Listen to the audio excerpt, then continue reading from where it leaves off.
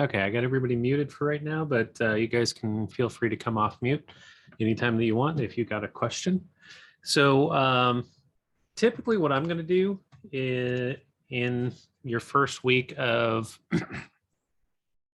looking at React is I start with a fresh app with almost nothing in it. And I start by kind of just showing you the different elements and things like that. So a lot of the times when you're looking at this, you're just going to notice, hey, you know, we've got this head here.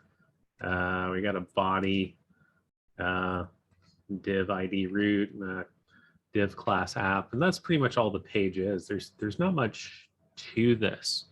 And a lot of people don't realize that it's just coming from this public folder here, index.html.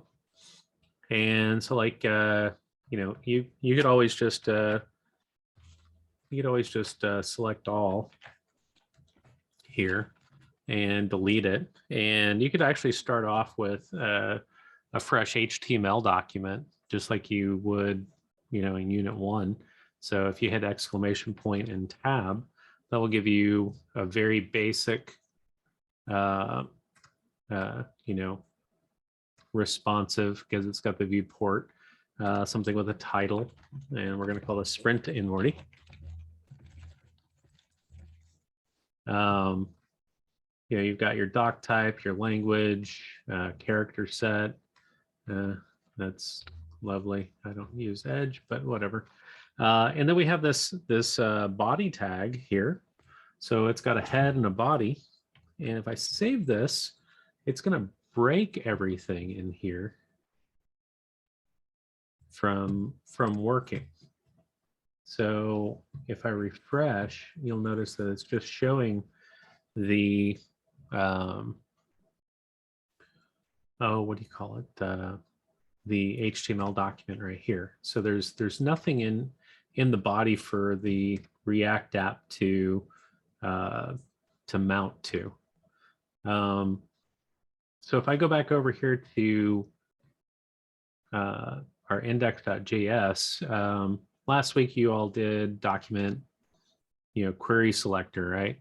And then there was also get element by ID. You know, what if we were to replace this with a query selector?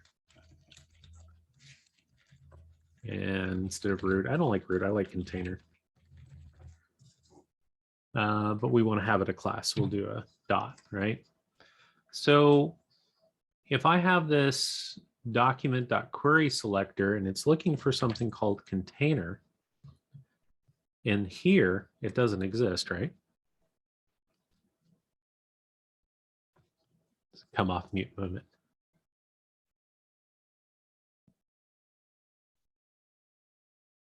Right. Okay. So if I were to add in, say, a div with a container, right? Then this index here would know what to query select. Come on now, save that. I think I accidentally closed it. My keyboard's not set up to for my big fingers tonight. So once when I've saved this, and I go back over here and I refresh, you'll notice that we have this div class container here. And it's actually got something in here, this div app. So if we go back to this index.js, it's saying, hey, I want to select the container from the public directory index.html right here. And I want to inject the app component into there. So you'll see the div container doesn't have anything in there. But if we go into app, you'll notice it's just this div class name app. So inside of here, we've got div class app inside of container. So that says that we have just mounted a component called app inside of this div class container.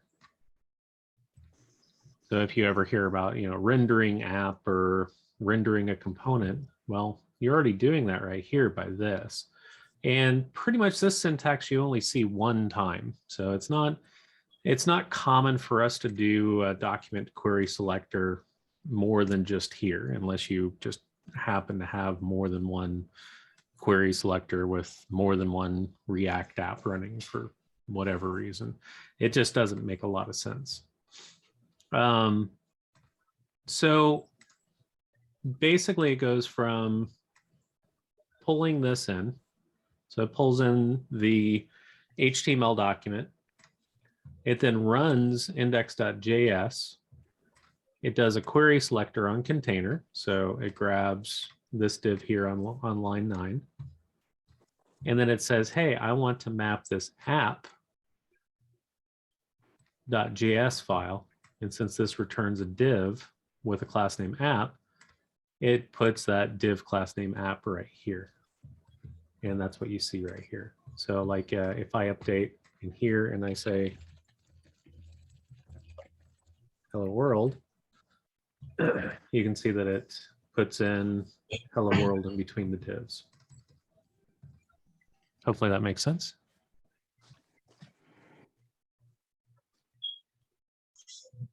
I have a question. Mm-hmm.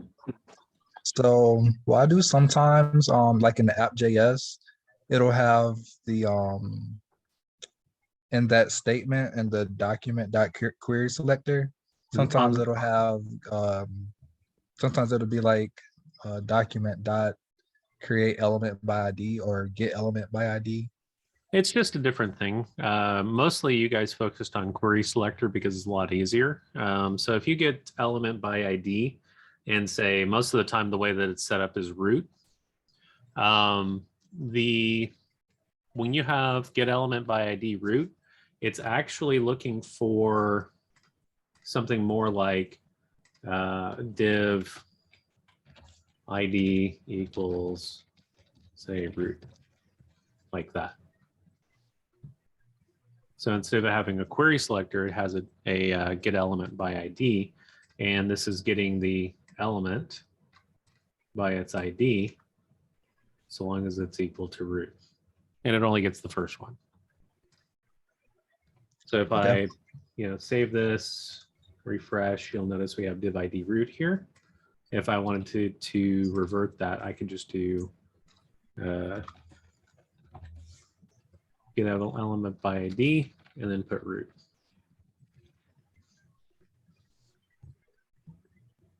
And you can see that it's back and it's mounting it to div ID root. But this is telling React where in the document you want to put your React app.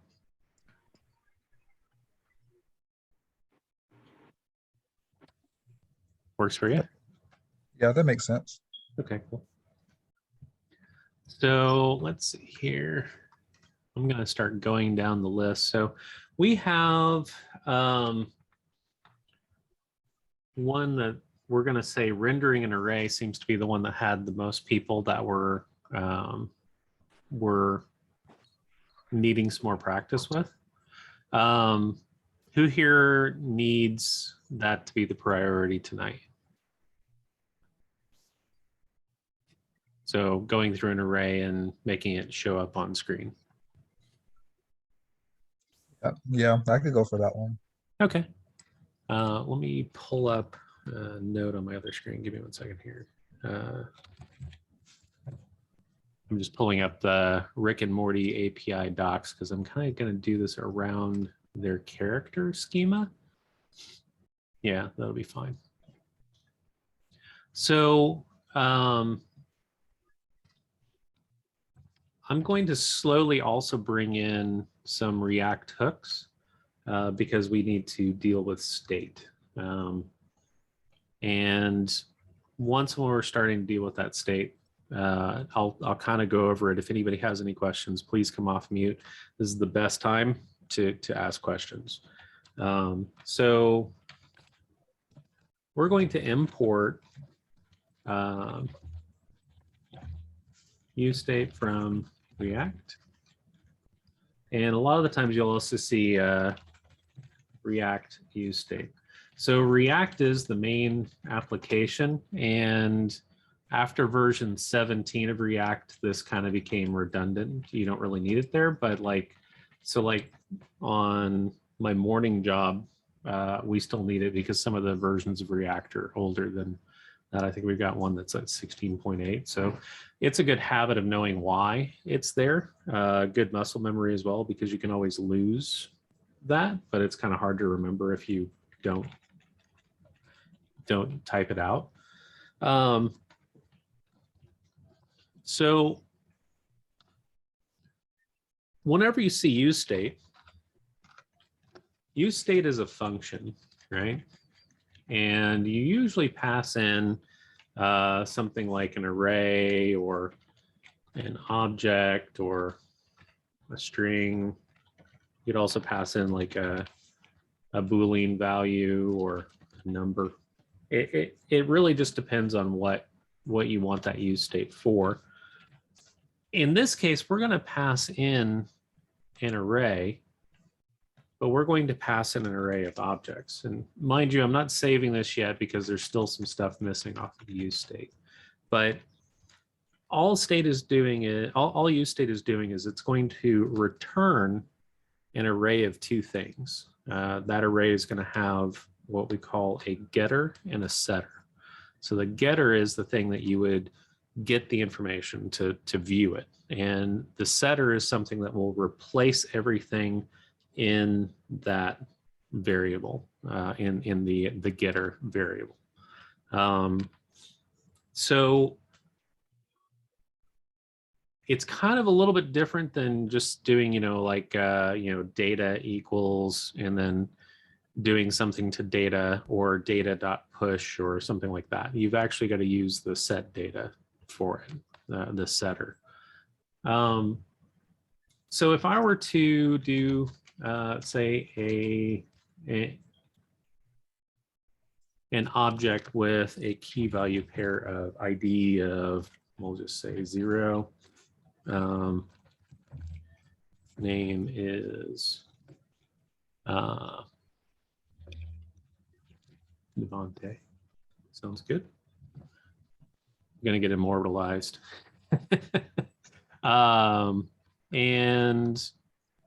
we'll say you're still alive, and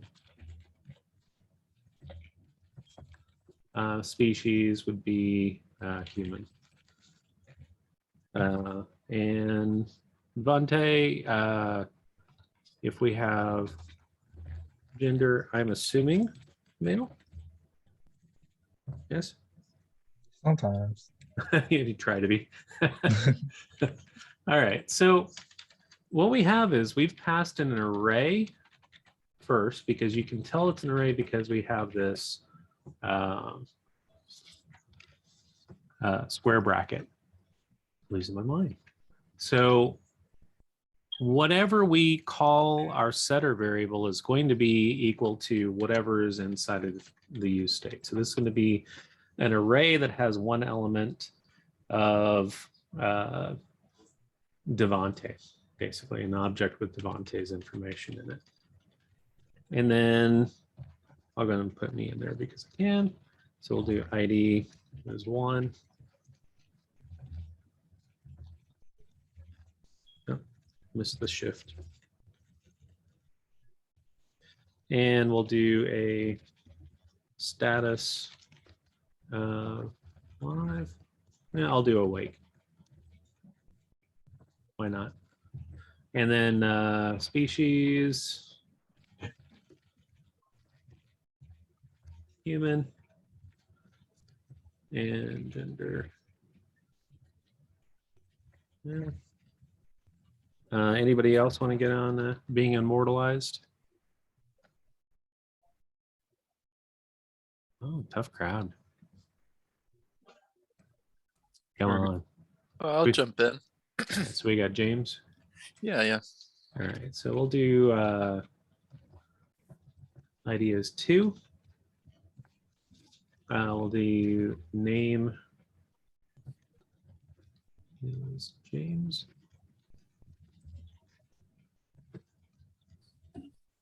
And status, what do you want your status to be? I just got a drink, so you can put drinking. There we go. And I'm going to make the assumption. And I can assume male. Yep. Okay, so now we have, well, we've got 3 male humans with various statuses, right? So we have an array of objects. So this is our first element of the array, second element of the array, third element in the array. And we have different IDs for each of them because reasons. And so if you notice, all 3 of these have the exact same shape of data. That's a term that you're going to hear more and more often. So if somebody says, hey, well, what's the shape of the data? They're asking you, do all of these things match? So ID, name, status, species, and gender. Well, yes, they do. So we can reasonably assume that if I added another person in here, we could just do a comma and put all of their information in with, you know, ID 3. So useState is going to return an array of 2 things. So const, if we do something like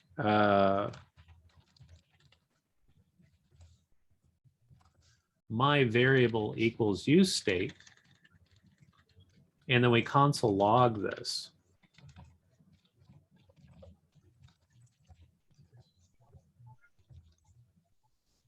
we'll just say this, make sure this doesn't explode. Notice how this is an array here of 2 items. So it's an array with an array inside of it, and f is a function. So I'll open this up and you'll see that our first array item is another array. So we've got an array with an array inside of it. And this is where we're nesting arrays, kind of like nesting your objects. And then this is a function. Yeah, we don't even know what it's called. So, but that's going to be our setter function.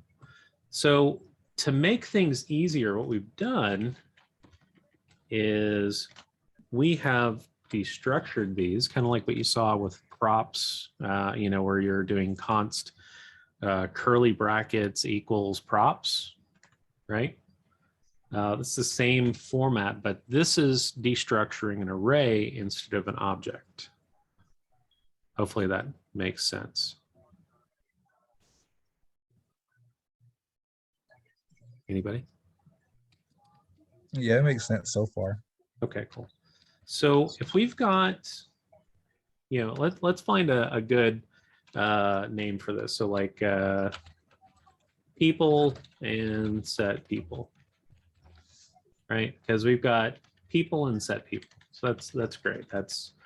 This is our way of console logging out the people, and this is a way of us adding 2 people if we wanted to. So my variable doesn't exist anymore. So we're just going to console log people. And I'll refresh it so it's a little less ambiguous. So if you notice now, that first element of the array that was returned from useState, we've assigned to the people variable, and then the function just gets set to set people. So now that we're console logging this, you can kind of see that we have, you know, the same type of information. And if we wanted to, we could, you know, do something like, we'll do people.map, and we'll say person. So we've got a callback that's coming in here, and it's going to map out each one of these so that each one of these objects is a person. And it's going to console log the person. So if I save that and I refresh, you can see now that it has broken them apart, where it's no longer in an array, they're now just an object.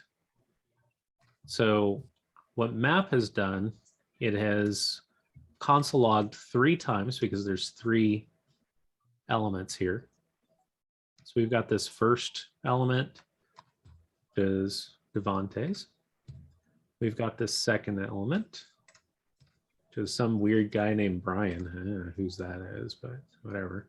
And then we've got James here. So it's literally going through from element 0, element 1, element 2, and console logging. So this is something that you did in Unit 1, probably fairly successfully. You guys are probably like, man, that's pretty cool. So if I wanted to just copy this and paste this down here, right? It's not really going to work the way that I want, and I know that.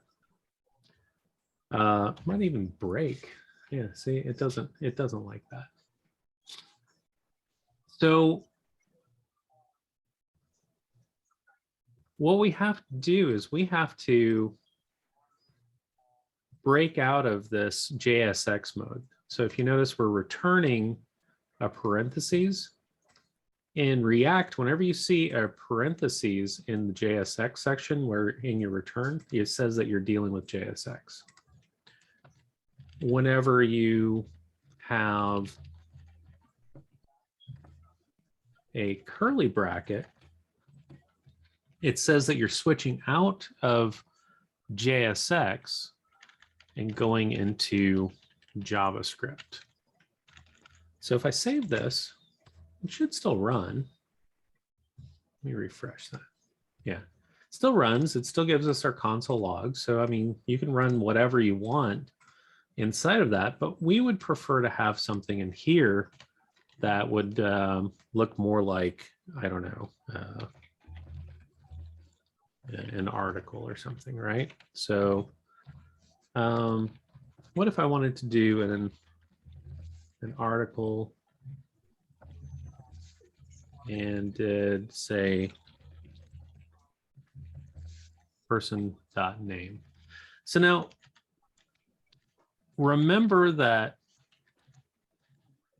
we have this curly bracket here. So we're already in JSX mode. You'll notice here inside of our map, we have this new function that has no default return here. So you would have to go in here and return article to make it work right. Another little shortcut is you can use the default return like that, and that will also work because it's returning article. And it should give us person.name. I forgot to wrap that in curly brackets because we're wanting to grab the JavaScript person.name.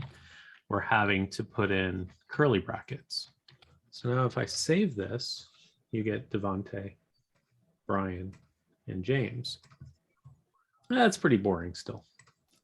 So what if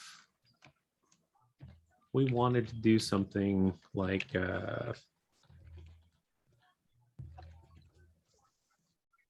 actually we'll do an H2. Why not?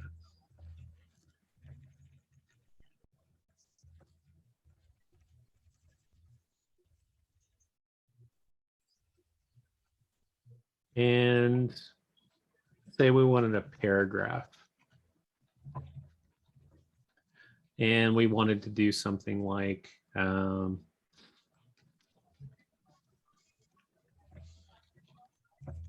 James is a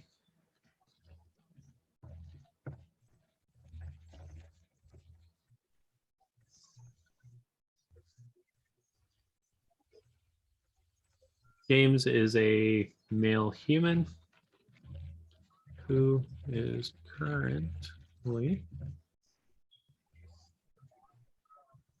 status. So now what we've done is we have turned this into a little tiny component inside of the return statement.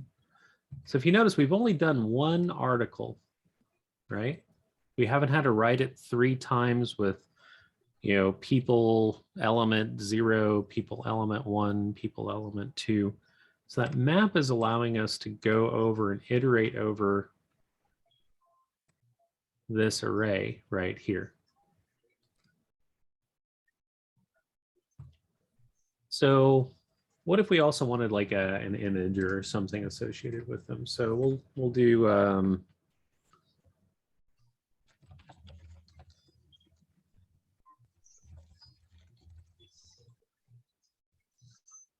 Hey, Brian, yeah, sure. do you mind showing me how to write it out the way without the shorthand way? So if we would actually use the word return in the statement, can I Yeah. see that again? Yep. So basically you would have your curly bracket there, and you could just do return like that.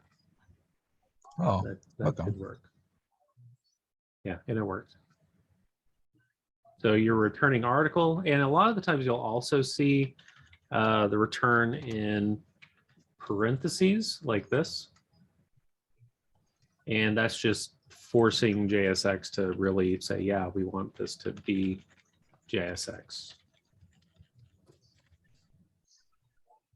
And a lot of the times what you'll have is, this will be tabbed in again like that. So you'll have your return like that.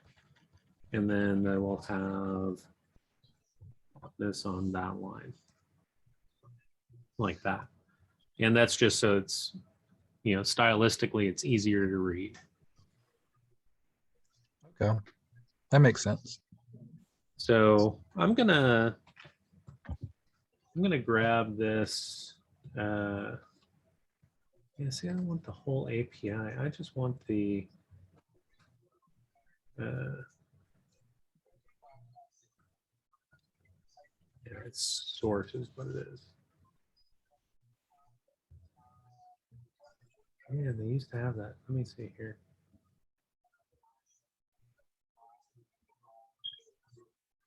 They have changed their thing.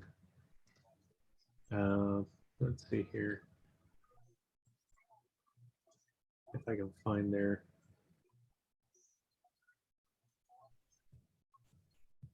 other things. So we're going to do Unsplash.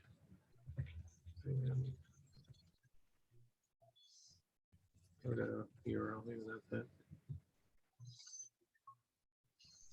Free photo API. All right, so they're being mean to me. Of course, the moment I say, hey, let's throw some photos at it, it doesn't work the way we want, right? Let's see. I just want a single photo. Come on. Where was it?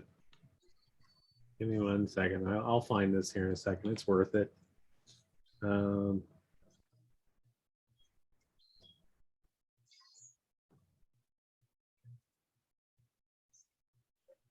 Page not found. Oh no.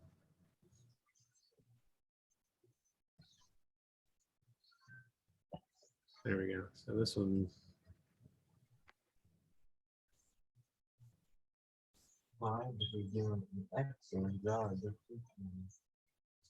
There. See this. This is what it used to be. So if we did, say something like. Come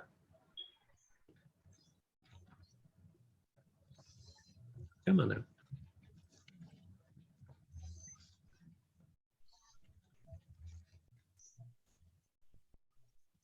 And we did say person.image. So we're going to do an image in here.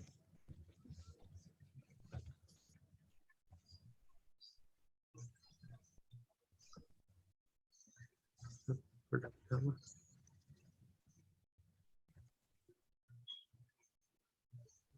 Messed it up. 1 second.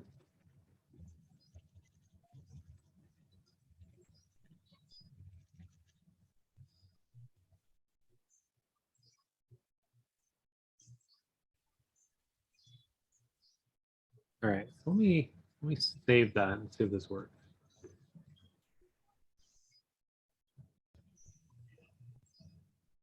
Did I crash that really? Stay here. Oh yeah, I need to put in not there. It needs to be source equals. We also need an alt tag in there. And typically you just put the person's name. Pearson? Person. Like that. So we've got an image source of person.image and the alt is person.name. So save it. And now we have the exact same image. Let's modify this a little bit so that it doesn't have the exact same image. We'll do say 201 and 201. So we got 200 by 201 and 201 by 200. We save that. Now we get 3 separate images. Looks good. Yeah. So what we've done is we have made something that maps over and renders an array. And we didn't even have to get our hands dirty with going into another component or anything else, which is something we'll need to dig into by the end, of course. Because if I were to submit this code to my boss, he would look at me and shake his head and say, Brian, you can do better.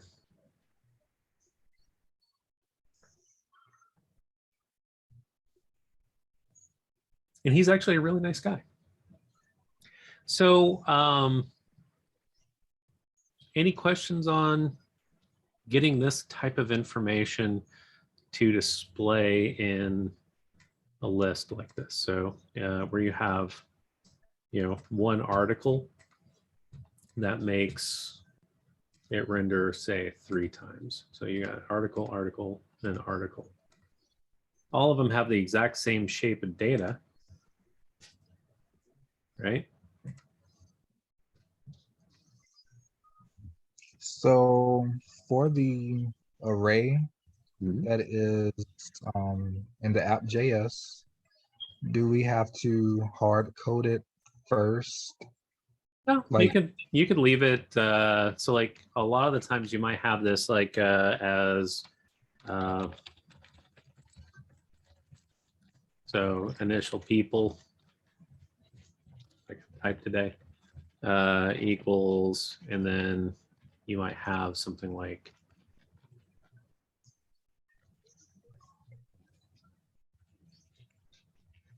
this. So this is actually a pretty common pattern, is to have some external data that is the basic beginnings of what this is supposed to look like. So a lot of the times, like if you go to a web page and it's got like these loading animations where it exactly matches what should be there, like it hasn't loaded the person yet, but there's a little avatar, grayed out avatar looking thing, and it's flashing or whatever.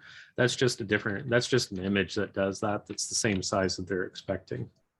And then the text says loading information in there. They usually just put it into one of these, like name, they would say something like that, right? So they'll have something with matching information that they will then pass in to the use state.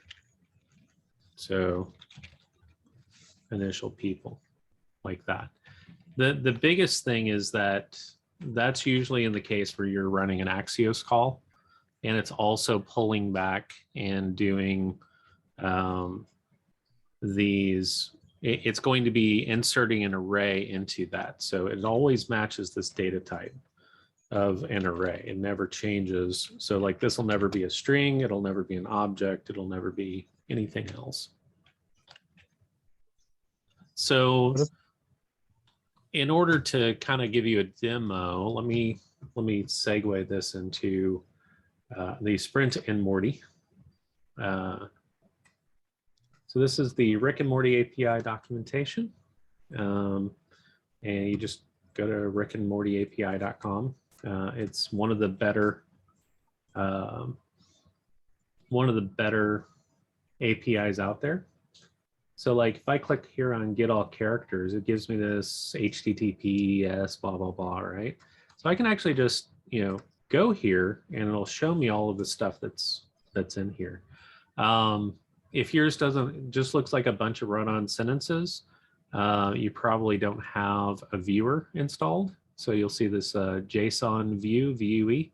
That's the one that I personally use. It's worked out very well for me for the last few years. And it allows it to kind of, open these up and let you view it before you try running an API on it.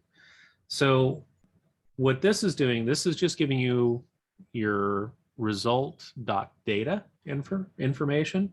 So result.data is coming back as an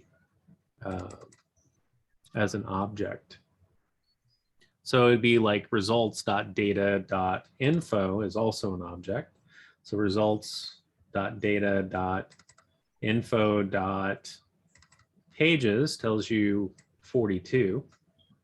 That's a wonderful number as well. It's the answer to everything. I hear cats under the house. Fantastic, just what I need. Also says, you're on page 1 because of this, I guess. And if I click on this, now we know that we're on page 2. You can see that there's a way of going previous and next. So that might be something that we can explore as well later if we've got enough time, is making it so you can display different information through changing a page number. So let's just copy this rickandmortyapi.com/character, or sorry, /API/character question mark page equals 1. So that's one parameter that it's using, is we want the first page. So first thing I need to do is I want to have Axios installed. So I'm going to do npm I Axios.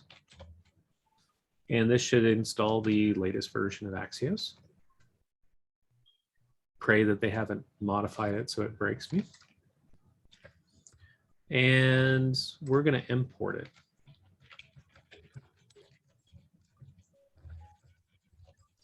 We're going to import Axios from Axios.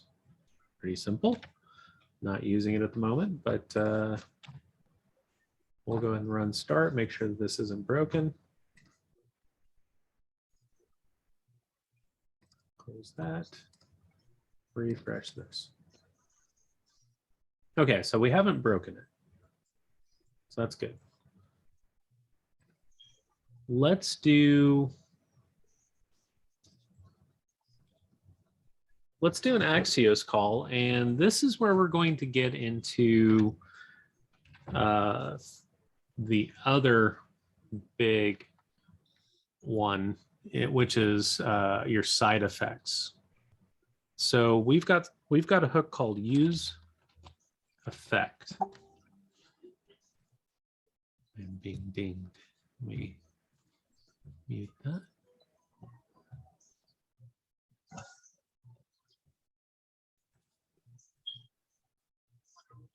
Weird, it's already muted. Whatever.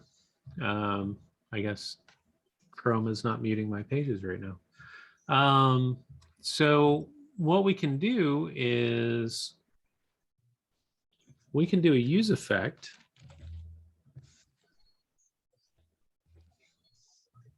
Now, use effect is another function. It's going to take two things. So you've got your first parameter is going to be some sort of a callback. And your second parameter over here is going to be an array. So that's a useful use effect. It does nothing, but it's syntactically correct. I don't think it'll actually crash anything if I run it like this. It seems to be working fine. Doesn't look like it's crashing the page or anything, so should be good. So does anybody know what a use effect is there for? I mean, everybody keeps saying side effects, and I know you just learned it basically yesterday, but just a best guess at what it does in real life. Don't be afraid to say no. No idea. I just know it's mainly used to retrieve data for like Axios. Yep. It's mainly what we use it for. Yeah, so a lot of the times you'll have data that is, what we'll call asynchronous. So you'll put that in there, but it does other neat things. And that's part of why I made this, this page equals one thing, is we'll get into some more interesting things that use effect can do. But basically, whenever React is rendering a page, it runs through everything, and if there's no changes, then it displays it to the screen. So it has what we call a virtual DOM. So the DOM manipulation happens in the background so that it doesn't have to paint it to the screen. And it makes everything faster. It makes everything appear faster. What a use effect does is it happens at the end of the first render when it's done like this with our empty array here. So with this empty array here, it says it's going to run exactly one time and never again. So as soon as the person loads the page, it'll run what's in here one time. So if I do console log right there, like that, we'll go over to console, refresh.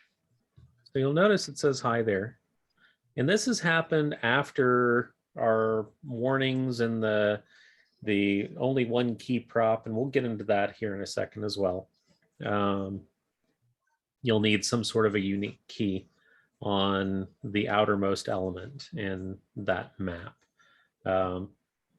We'll get into that here in a second, but for right now, we'll focus on this this render here. So this happened, the last step was display hi there. So if I were to move this out of here, and we'll just say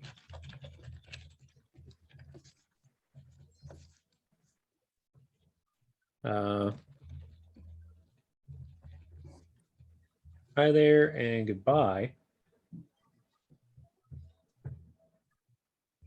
you can see that it renders hi there first, which is the one that was here.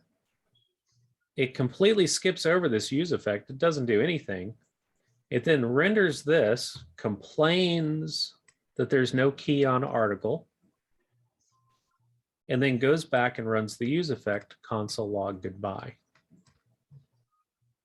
If you notice, we still have all this wonderful stuff here. So we've got pictures and whatnot. So what if I were to put our Axios call in here? Let's see if I've still got, yeah. And we're gonna do the Rick and Morty API. I think they taught you guys the syntax already, so I shouldn't have to put too much into this. So what we're going to have is we're going to have a result. I'm just going to call it res because it's what everybody calls it. So you'll hear res.data more than you'll hear result.data. And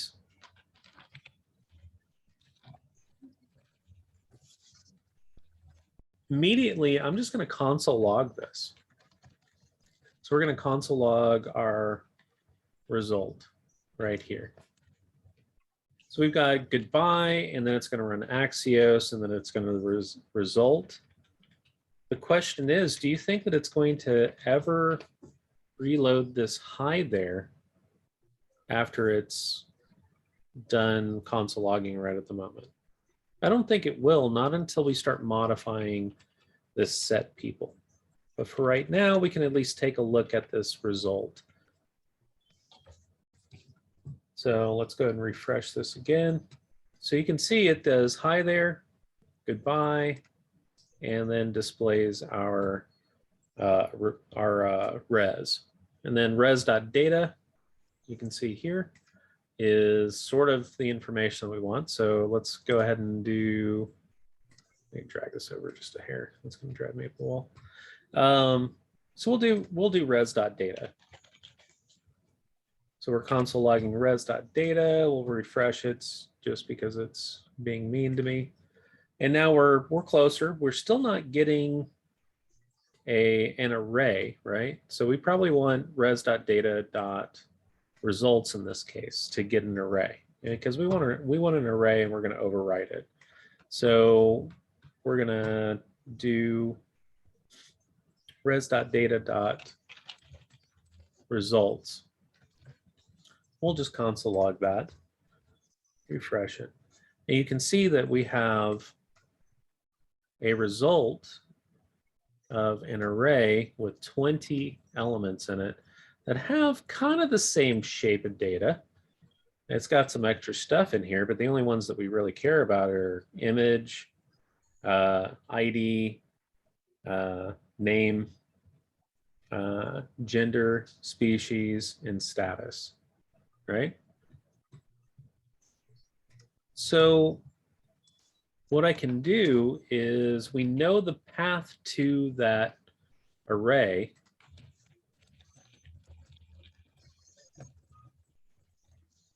This is the path to the array. Now what we can do is we can set people, and we are going to completely obliterate everything in our people array by putting in res.data.results in there.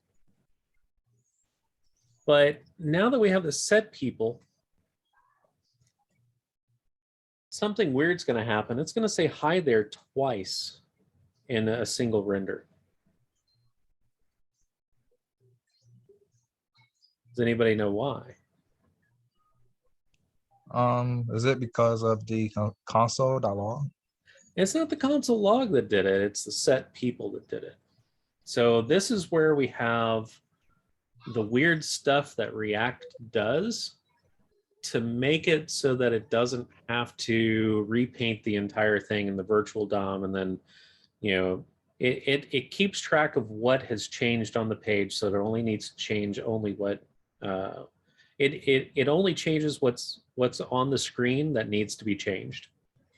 So by using set people and then replacing the data with res data results, you're telling React that I want to re-render this page. And the important part here is that use effect. If I didn't have that use effect, it would just continue to run set people, because this use effect only happens one time per page load. So if you hit the refresh button, it's going to run the use effect again. So I'm going to save this and kind of show what's going on. So we're going to refresh so we get a nice thing. So we have this hi there. So we've console logged hi there. We get this warning, which is because I didn't put a key. Key equals something unique inside of article, because that's the parent element here. Then says goodbye here. It then console logs out our res data results. This is where the magic happens, is it then runs the function set people, which is a use state, slice of state. And what this does to React is it says, hey, there's a change on set people. Anything that is dealing with people needs to be completely re-rendered. So what it's going to do is it's going to say, okay, hi there. Because it's now running the script again. This is no longer even in the code. It doesn't ever run this code again. It's just sitting there using up memory for no reason. And it will then run this code again, the people.map, and it will replace anything that was on the screen with this. Except now it's doing it with the new information that we just overwrote from this Axios call. So all of the stuff that we have in our initial people is gone.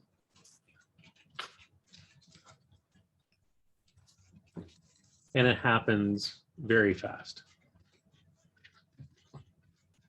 You know, if I mess up Rick and lots of D's, Morty, it's going to error out. And you're going to see that our old data is back because it never overwrote it. That's where we get into the dot catch.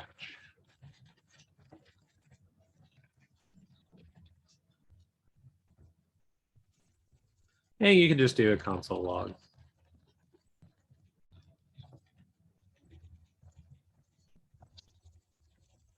Yeah, you messed up. So if I refresh this, you'll see, hey, this get name not resolved. It had no idea what rickandmorty.com or mortyapi.com is. It has no idea where this is. So it errored out. So that's why you would have a catch, is to tell you, hey, you've got this problem here. It should also have run the console log. It says, yeah, you messed up. So kind of nice.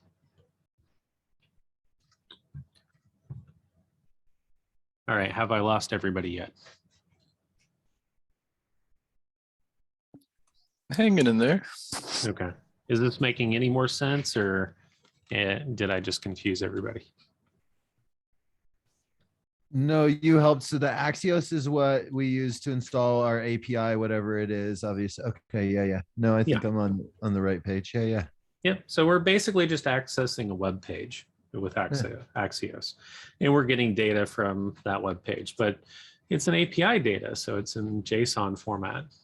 Technically, you could probably use Axios to get Google if you really wanted to. I don't know how well it would work. It might error out. Who knows? There might be ways of you doing that. You could even probably render it on your page if you really wanted to. But that's way beyond anything that I would ever want to do with Axios.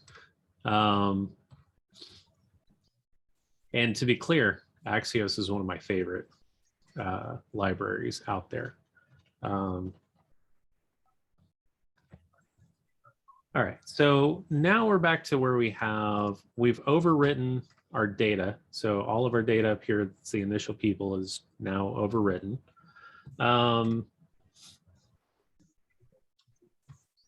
Yeah. Would it break the code if initial people was an empty array? No, you can still have it as an empty array. So like if I, just commented all that out, it still works perfectly fine. You don't actually have to have the exact same data, but it does have to be an array. You can't just go in here and, put this as a string or something, right? So like it's going to crash. Let me refresh so we get the actual crash. People.map is not a function. Well, it's trying to map on the first render a string. It hasn't even gotten to the use effect yet. So we don't know what it is. So even if you had like an object in here, it's still going to crash the same way. It's going to say people.map is not a function because you can't map over a string. You can't map over anything other than an array. So you could even just do an empty array like that and it would work fine. You don't even need to have the initial people, but Okay. So we only use people.map. I mean, we only use .map if we are doing an array. yep. Okay. Yeah, it works nowhere else. So you can't map over an object without doing other things to it first, like getting your object keys or whatever. But there's ways of doing it, but it's messy. So speaking of keys,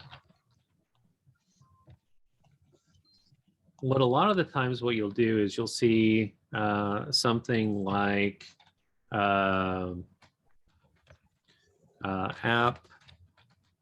and this would be people map person, oh, sorry, curly brackets, and then person.id, something like that. So you'll see something long like this. That way it's something very unique that's not going to show up anywhere else. There are a lot of reasons for it. I could probably show you next week, whenever we're dealing with multiple inputs on a form or more than one button or other things that are generated. You want to have it where there's something very unique in here. Otherwise, when you click on something, it has no idea the difference between this, between Rick and Morty, right? It can't tell the difference. So if you had a button and it was based off of the key, all of your buttons are the same. So if you set it so it deletes it, it's going to delete Rick, you know, even though you clicked on Morty. So that's the main reason why you need to have a unique key. It does weird things. That's just one example. So, and technically, I mean, I guess you could probably have just done, you know, person.id because we don't have anything else we're mapping over. That would also work, but, you know, this just makes it more specific to we're an app, we're mapping over people, we have a person and the number of that person. Or you might even say person, you know, ID. We'll do people map with a capital M. Person ID 1. So like if I go, and we look at this article, yeah, it's not going to give me the key, but there is a key there. It's just hidden. But React can tell the difference between all 20 of these elements now. So there's, you know, if you wanted to make a change to one of them, it doesn't change all of them. It has a way of keeping track of them. So I think I'm also going to do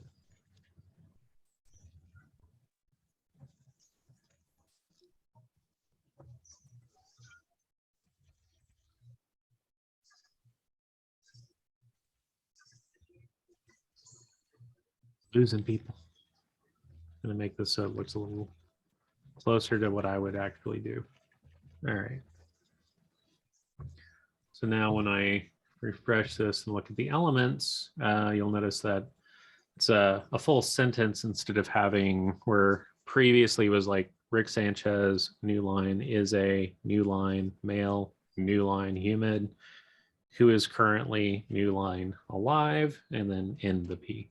So it just looks a lot nicer this way. So just using your string interpolation like that, or your string literal, I should say. All right, I know I've confused at least one person now. Anybody? Keys always mess people up. You totally did for a second, and then once you re-explained it at the end, I got it. Okay. Yeah, keys screw everybody up, and then a lot of the times you'll see people like, trying to put the key on this image or something, and I'm like, no, it needs to be the parent like this. So this article. So the other thing is that if I were to put this into another file, the key goes on, it doesn't follow into the other file. It goes onto the component, which now's a great time to segue into components. So we're in the source folder here. I'm going to make a new folder, call it components. Oh, it's caps. One tip, when you have it as a case of lowercase or uppercase, don't change it. Just leave it. Nobody cares if it's upper or lowercase, because GitHub isn't smart enough to know the difference between upper and lowercase. So it's going to save both. And that's bad because your file system on a Mac or a PC doesn't have both. So likely it's going to break. Well, even Linux doesn't understand both, but the Git file system thing does take both upper and lowercase. It's evil. We'll just call it that. So don't change your file names or anything after you've made them, especially if you've already added them to your Git. It will wreak havoc with everything. We seem to have that every single time that we do a build week. We'll have at least one or two teams that said, oh, well, on Thursday night at 11:55, hey, why is this not working? And it's because they renamed something back on Wednesday sometime because they wanted it to be uniform. So I don't know.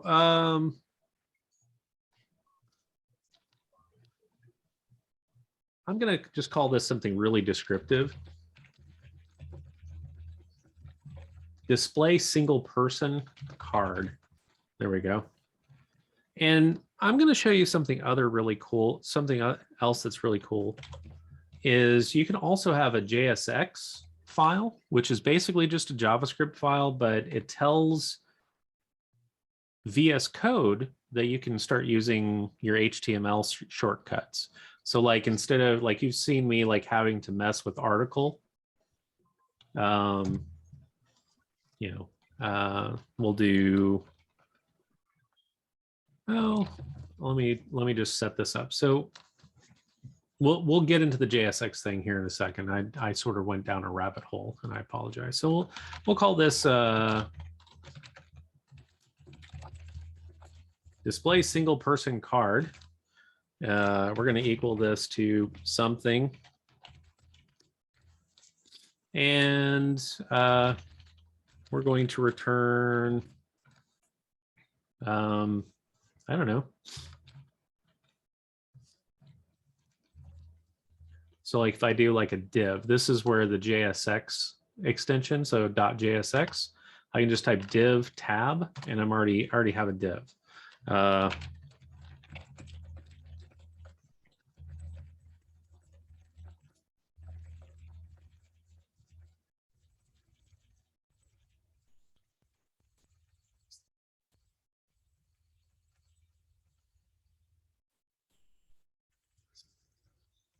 Right.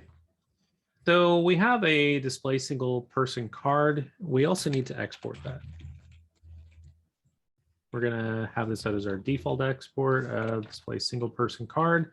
And if you're on a version of React that's like old, you've got to import React, capital R, then from lowercase r. Can't tell you how many times I've messed up. If you go back through some of my videos, you'll find that I sometimes mess this up and put a capital R there.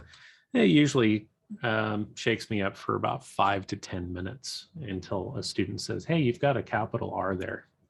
So I still make lots of mistakes. So this should be a valid component. So we've got our import React. We have a function that's returning JSX, and we have an export default. Whether you put your export default up there or not doesn't matter to me. This is just the way I do it. Call me crazy.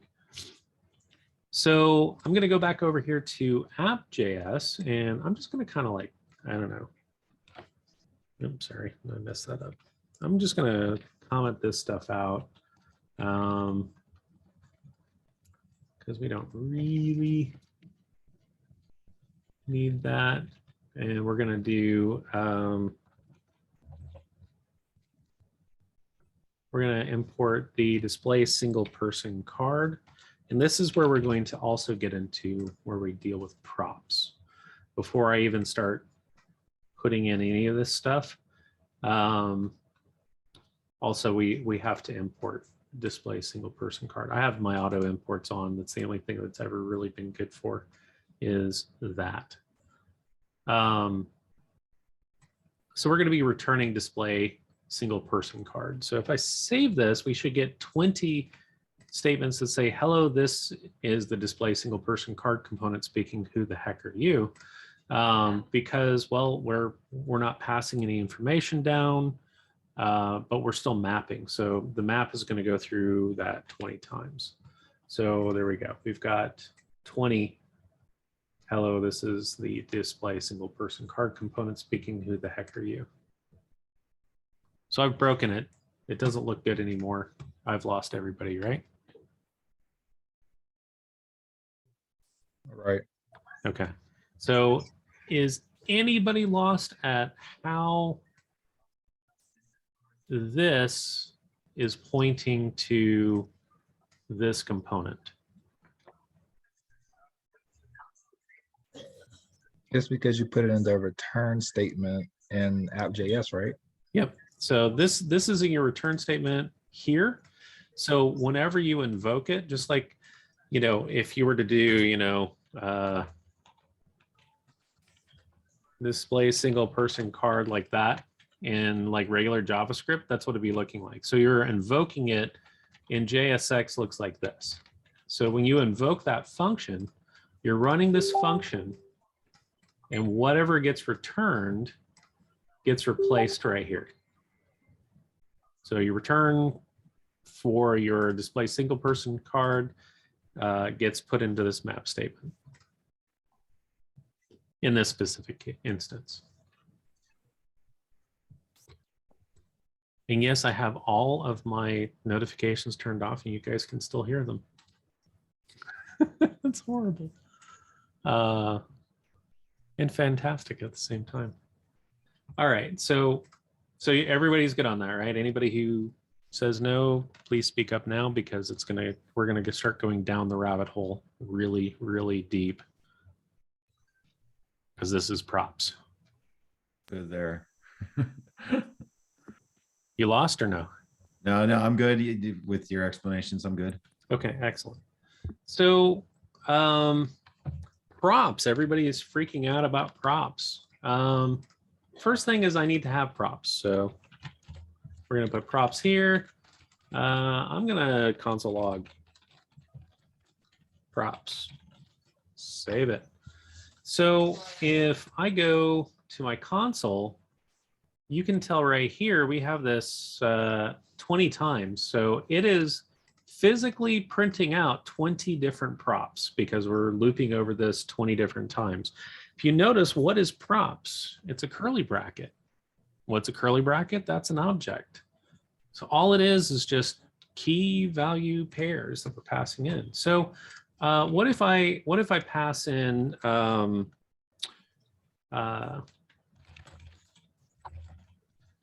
we'll say Brian is a cool guy, like that. So now I've got 20 versions of Brian is a cool guy. Apparently I'm a cool guy. What do you guys think? Not too bad? So all we're doing is we're taking anything that is a key value pair, and we're turning it into a key value pair inside of an object called props. I can even make this a little more clear if we do,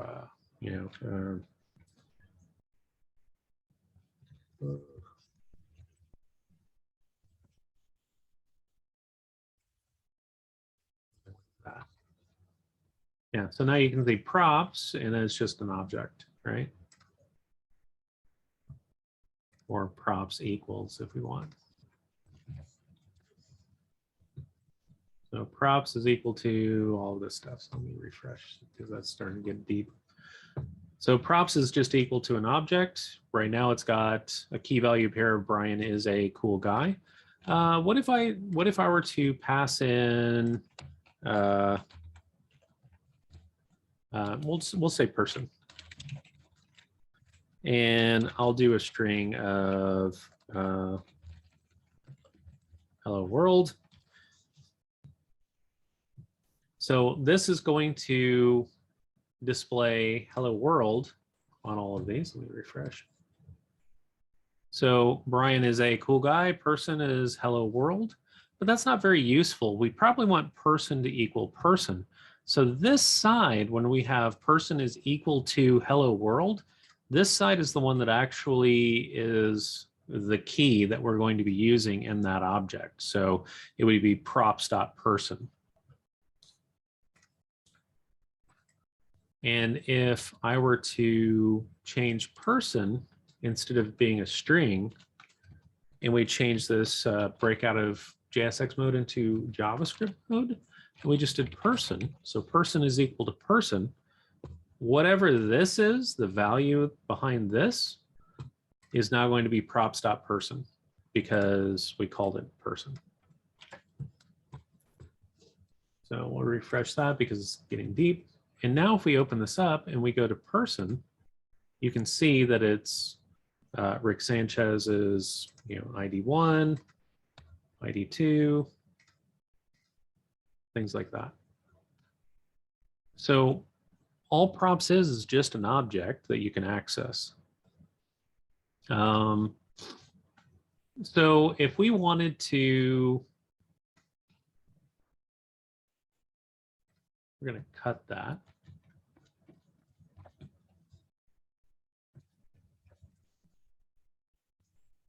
If we wanted to paste that in here, and then here, this is getting a little messy. There, it's a little happier. To do this, notice how we have person.id, it's not props.person.id. If I save this, it's going to crash. It's going to say, hey, person's not defined. So the way that we would define this is we can break it out of our props. So since props is an object, we're going to use an object instead of an array like what we used on the use state hook. So we want to pull out and make a new variable named person. And we're going to bring it out of props. So what we're doing is we're making a new constant variable called person, and we're going to be pulling it out of props. So props.person, props.person.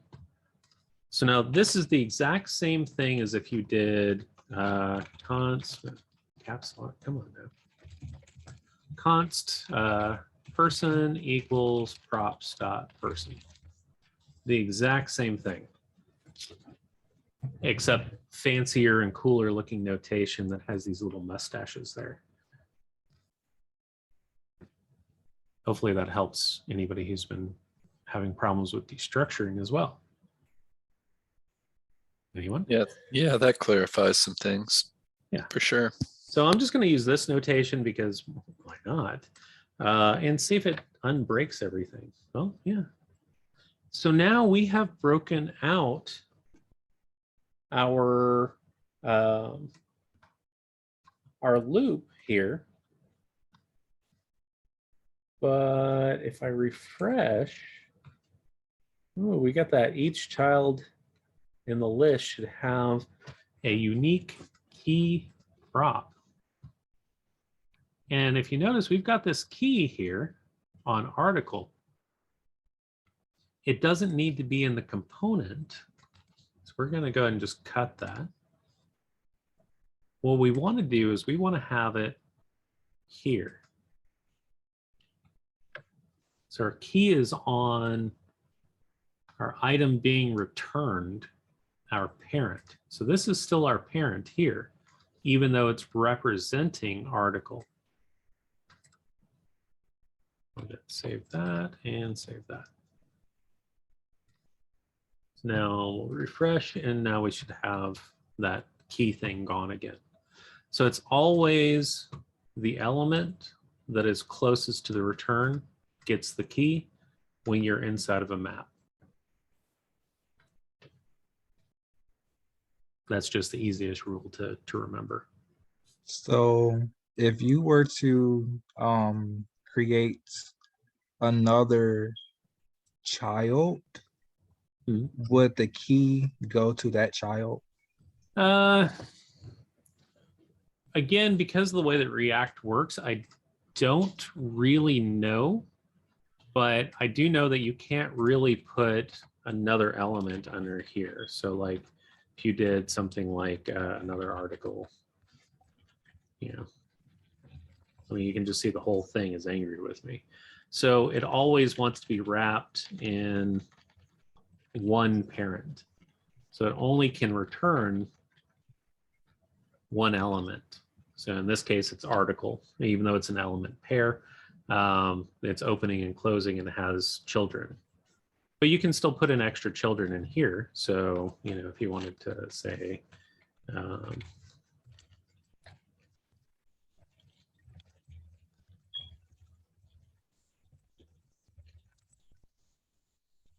something like that, you could just add in that, and then it shows up here.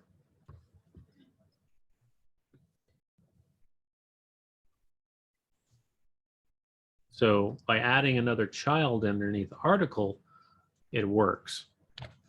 So that's the other thing with React is you can only return one at a time. You could always wrap it with something else, you know, like one of these fragments or something. A fragment is just an element that doesn't show up as anything. But this would allow you to do, you know, like an article with, say, a div. And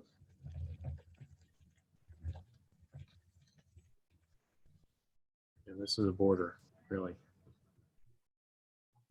So this allows React to associate the key with both of these by having it in this element that doesn't exist, but it knows that it's there. But React does magical things that I probably can't even understand behind the scenes to make that work. But in general, this right here is probably your best bet. I really keep hitting the wrong key. I swear, I can't type tonight. And my caps lock is back on, really? Okay, it's back off. So we've covered kind of a crash course in rendering an array. Anybody still have questions on rendering an array?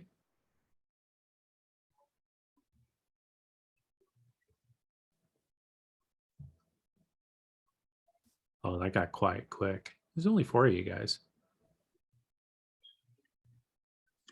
Not that I can really think of at the moment. Okay. We covered the use effect hook. As far as you really need to know, always just has an empty array at the end. If you don't have that array, it's just going to loop until infinity. So don't forget this array, this dependency array at the end of your use effect. So we covered use effect and use state, that they're just functions. This one returns something, a couple of things inside of an array. And this one doesn't return anything and requires 2 parameters to be passed into it. A callback that does stuff once, and a dependency array that if it's empty, it says use effect do this exactly once. So what if I wanted to, change the use effect? Like say like I wanted it to run when somebody clicked a button, like next page or previous page.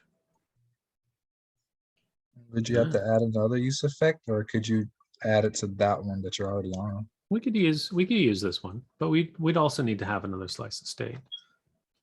Because I think that we've covered rendering an array, hooks, props. Anybody have questions on props?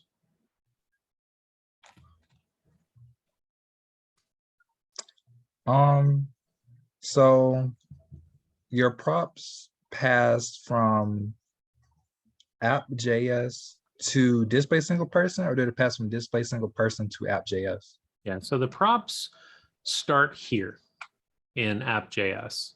So whenever you see like this key is technically a prop right here. This is a prop named key. Brian is a cool guy is another prop. Person equals person is another prop. You're defining your props object with anything past your component name inside of here. So all 3 of these are part of the props object. So like, I think that if we go in here and we open this up, you can even see the key right here, but heck if I know what it does. We got get key. Ugh. Weird stuff happens, man. it's some genius at Facebook was like, hey, let's just do this, and they coded it up in 35 seconds and got paid $1 million. Right? That's how it's supposed to work, right? Yeah, that's how it's gonna happen for all of us. Absolutely. So let me get rid of Brian as a cool guy, because it's just, adding to all of the awesomeness of this page. We need to take the awesomeness like one full step down. So if we open this up, you can see there is a key. It says undefined, but we know it's lying. There's a get key even. I don't even know how that works because it's a get space key. Yeah, congratulations. They're also kind of grayed out. Honestly, that says we probably shouldn't be messing with them. The bright purple one here is it's purple. So we've got an object that we can access. So props.person, it's right here. Props.person2, it's Morty. I think it's Summer next. Yeah, it's Summer's next. So props.person is a valid thing to look at inside of here, because we've passed it in as a parameter. I console logged it so I could at least tell the difference between everything. And then we destructured it like this. We could have destructured it like this. This is actually the way that I normally would do it as like a professional programmer during the day. This just looks weird to me, but it makes more sense to a lot of people when they get used to that. So we're just making a new variable named person, and we're assigning it to props.person. Make sense? Yeah. So if you were to create like another component, we'll just call it display 2 people card or something like that. Yeah. With the props, would you have to put the props? How would you deal with the props on that one? Where would they go? So when you're dealing with two people, it would have to be something that would be describing two separate people in the same object, because you don't usually run into, say, like two people, but you might run into, say, another array underneath there. Like if we go back over here, so you might say, locations would be another good one. So location is Citadel or Rick, or episodes. Here's all the episodes that Rick shows up in. And so if I collapse these down,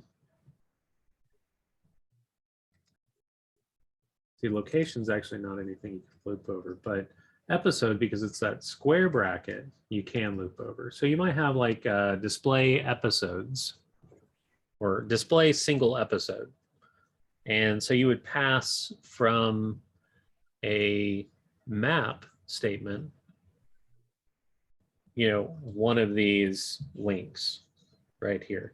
You might even access the Axios, because like if I click on this, you can see it goes to, who's the different characters that are in there. When did it air? It was the pilot episode, season 1, episode 1. You probably even parse this information at some point. That's stuff that you'll do by unit 3. You'll get better at that.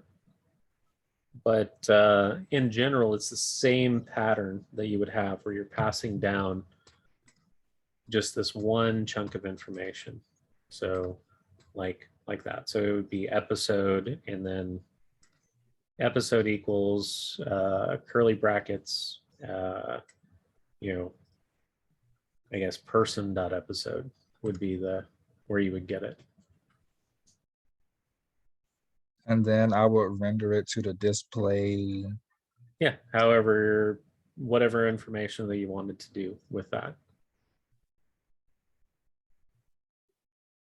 So you would render it the exact same way, like maybe you wouldn't use an article. That might be more appropriate for like a paragraph or something, where you could click on it and get more information.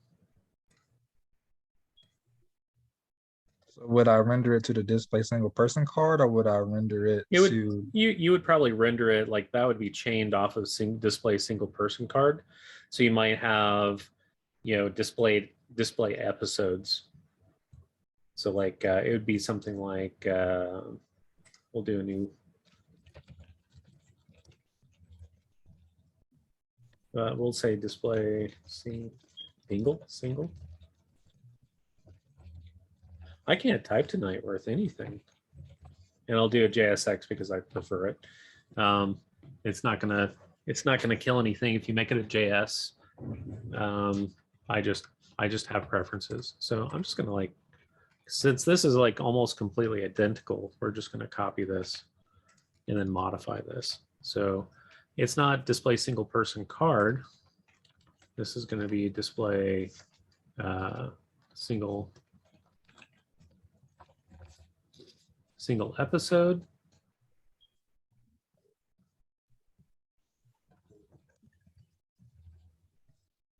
All right, so that's the name of this. We don't have any person information. So this stuff here is a little different. So we're just going to start with console logging props off of this. And I'm going to comment this out so we can actually tell what's there. And then what we'll do is we will do we'll do an H3 and say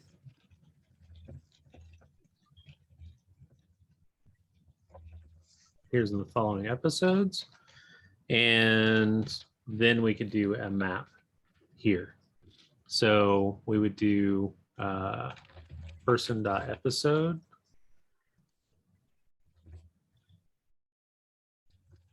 .map, because we're in the person.episode here.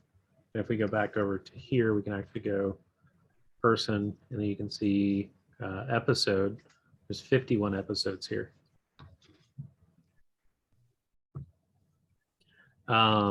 Person.episode.map, and we'll say episode, and we'll return,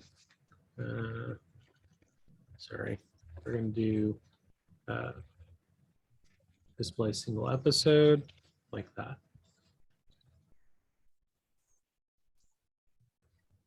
So if I refresh this and I go into elements, unless I broke it, I broke it. Let's see what we got. Did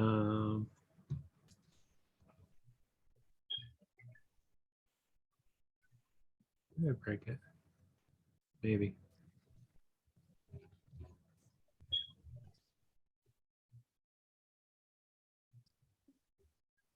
I think I did break it. Oh no. All right, let me comment this out just for 1 second here. Make sure it's not something else that broke. Okay, so it is that broke. So person.episode.map didn't like that. And my guess is that we need to do something like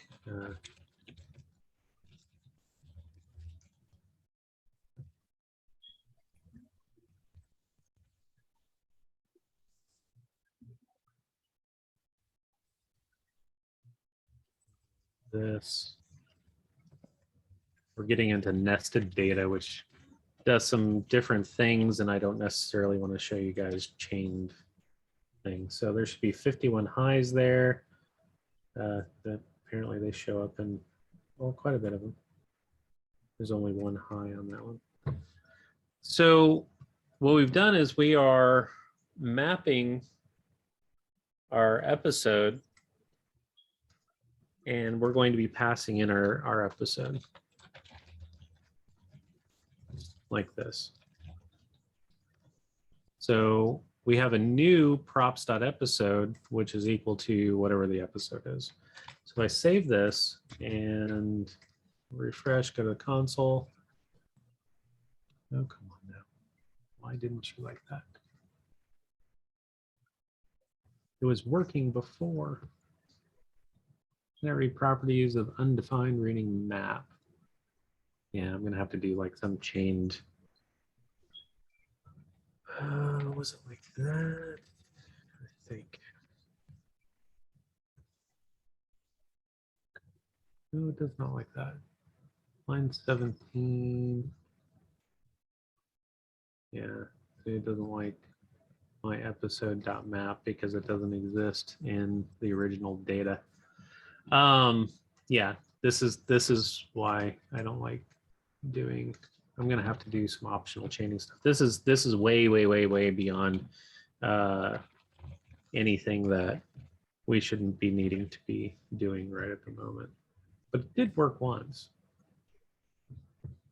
Yeah, that's the way you would do it. I'm not wanting to dig into. Maybe it was on the other side. I always forget. Nope, it's on this side. Oh yeah, that's right. Because we've got episode. We're checking if episode exists, not people. There we go. Okay, so this is a chain dependency here. Long story short, it's when you have to like start digging into things, you would actually start doing this. And a lot of places, it's something new that's only a few years old at this point. But all it's doing is saying, hey, if episode exists, then map it. If it doesn't exist, then just ignore all this code here, is basically what that question mark does. And let me get back into dealing with props. So if you'll notice,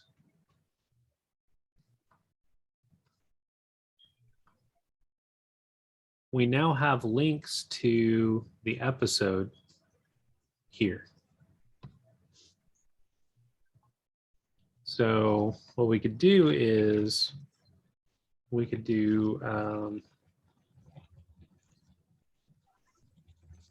props.episode. And now you can see all the episodes that they were in right here.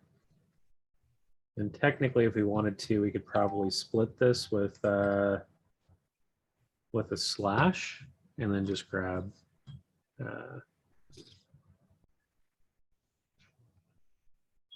episode split. I'm doing some fancy stuff, so apologize if I'm going off the rails, but I'm gonna make it so it displays 1, 2, 3, 4 instead of all the other stuff. Dot, oops, square brackets. Yeah, I might have to do this a little different. 1 second. I'm doing fancy stuff.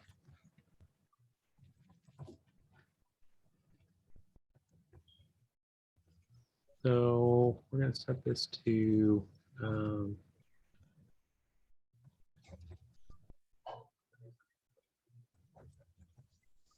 I guess list isn't episode split. We're going to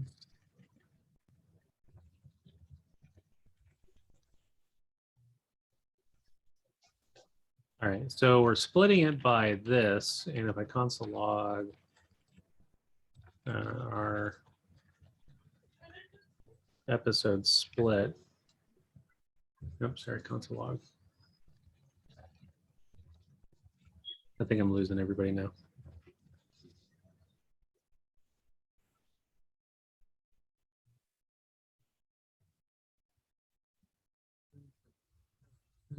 Save that correctly.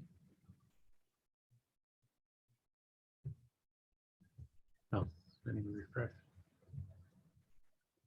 So if you notice, what we've done is we've removed any of the slashes out of this. So https://rickandmortyapi.com/API/episode/1. And if you notice, they're all 6 long. So we could probably grab the 5th element. 1, 2, 4, 5. Yeah. So what we could do is we could output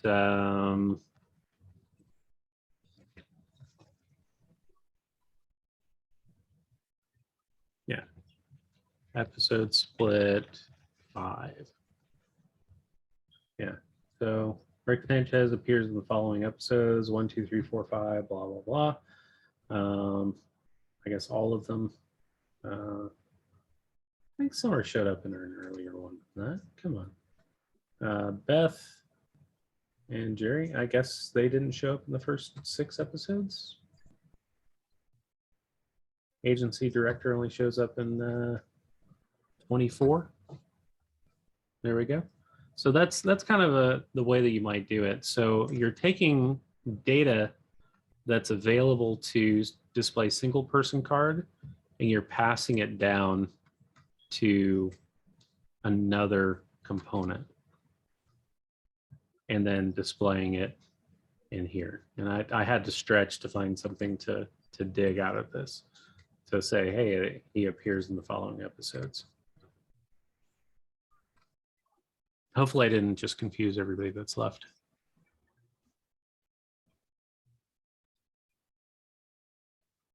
I had to do some weird stuff that you guys haven't been introduced to.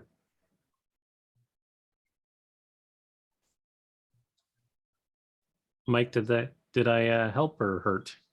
Yeah, no, that helped. That definitely helped. I was, yeah. Excellent. Silent. No news is good news, I figured. So yeah. That's not always how it works, but yeah. So let's go back and make this a little bit more interesting so we can switch pages. I'm gonna comment out this because the page is just getting really long with all of the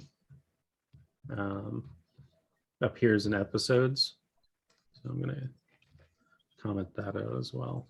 All right, so we just got Rick Sanchez, and Rick Sanchez is male human who is currently alive. But what I can do in here is I can go back over here to app, and inside of here I could put in a button. Oh, Yeah, so we're not in a JSX, of course.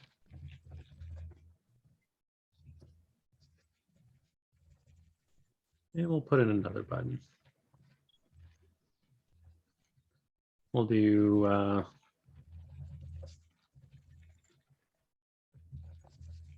previous and next. So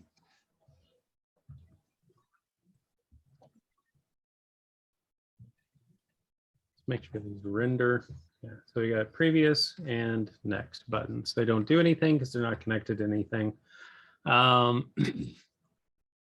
like, let's say that we wanted to keep track of the pages.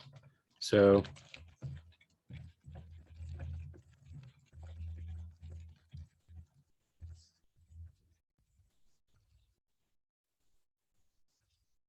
we'll have an initial use state of 1 because we're on page 1 here. So let's change these out for a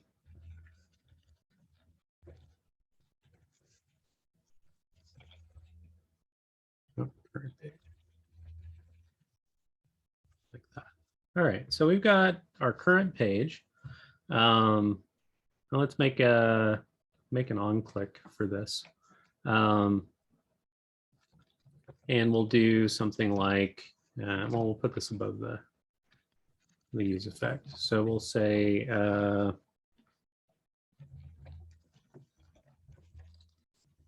trying to figure out a good thing. So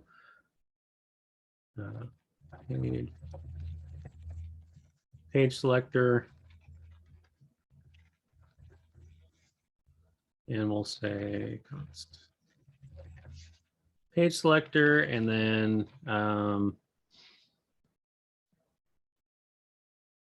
we'll do new page number, something like that, and we'll do set current page, new page number, something like that. All right. So we want to do an on click on our button. So it'll be,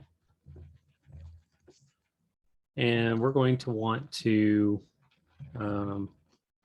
do a, come on now, a function that runs this page selector. And we're going to do, say, what was it? Current page? Yeah, current page -1. Then we're just going to copy this whole on click to this one. We're going to make it so it's +1. We're not worried about edge cases or anything right now. We can go to page 0 if we want, and it's not gonna matter. So the other thing I probably want to do is I'm gonna console log out our current page, and we're gonna put something like that.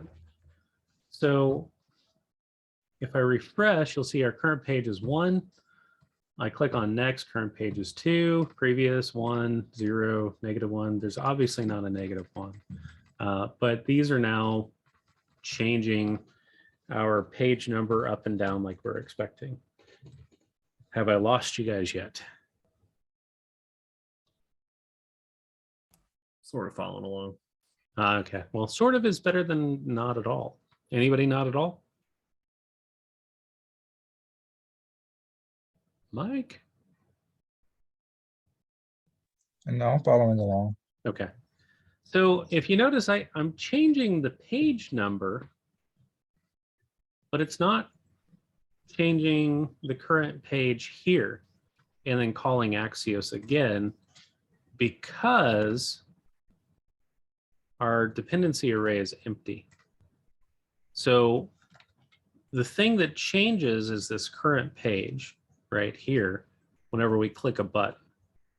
Please note, I'm not trying to do I'm not trying to do people in here. If I put people in here, it's going to infinitely loop until the end of time, and Rick and Morty API gets mad at us. Or it'll lock up your computer and you need to close the window before it breaks something. I mean, that's definitely going to happen. So we're just going to do current page. So we're saying, hey, when current page changes, whenever we run set current page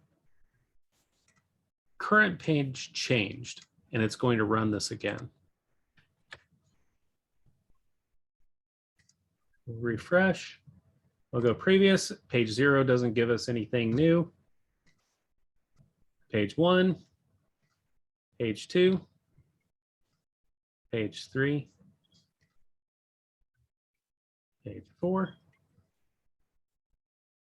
page 5, etc. ad nauseum.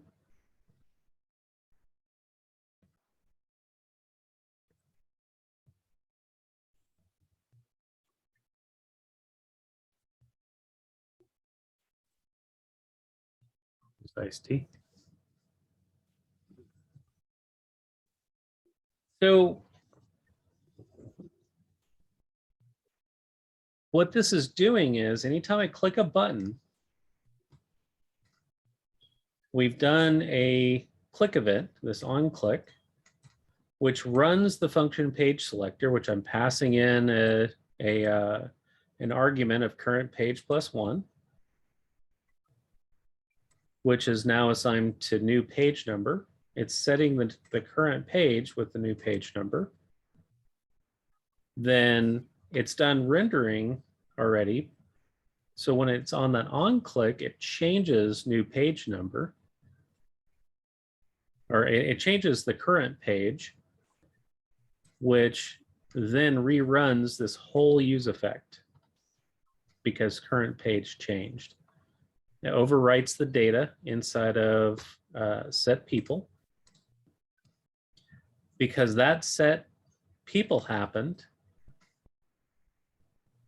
people now has changed, and it's going to re-render the entire page, so long as it's you know, in here, the on the current page. So it's not going to re-render the previous or next button because it doesn't care.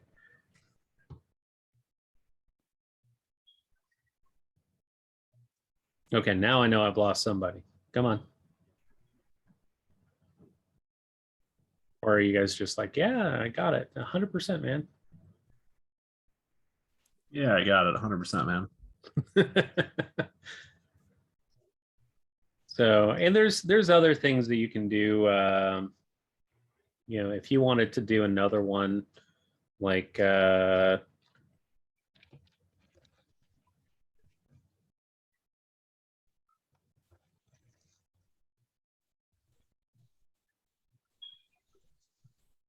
you know, like a current search, for an example.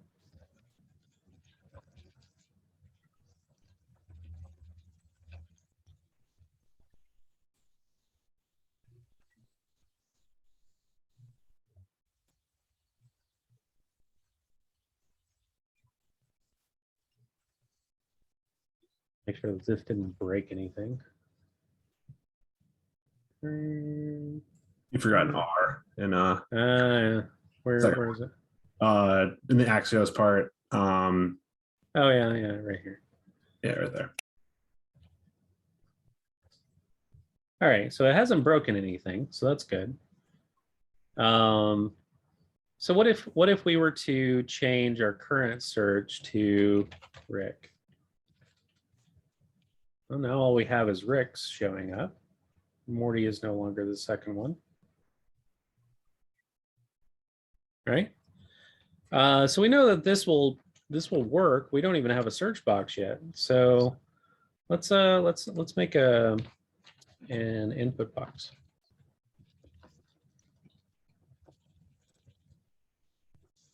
And this is getting a little more fancy.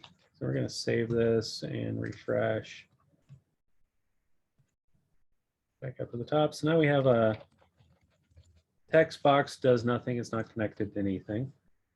And we're going to need to do an on change. So we're going to do a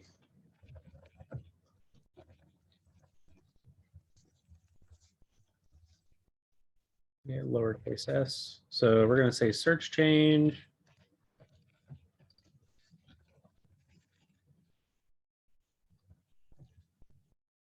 Don't like me using event. So on the search change, what we're going to do is we're going to be grabbing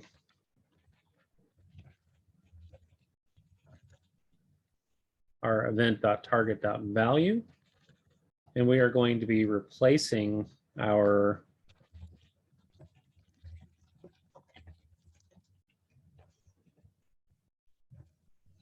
event.target.value here. And we need to still do an on change.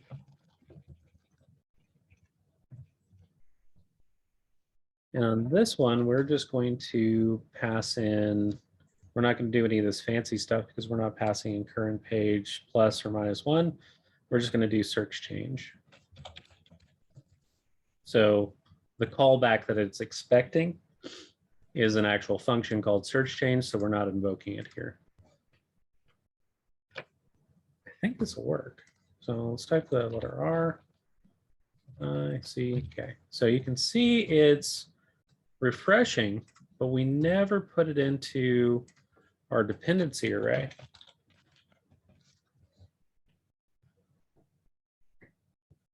No, it wasn't search change. It was current search. That's right. Sorry. So we're looking at the actual state that you would be looking at. So let's refresh and do Morty, Snowball, Pickle Rick.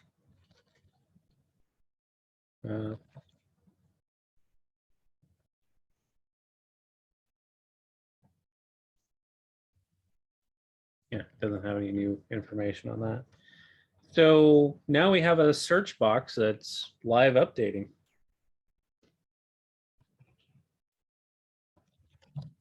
It'll even stay when we go to the next page, so it's still different Ricks.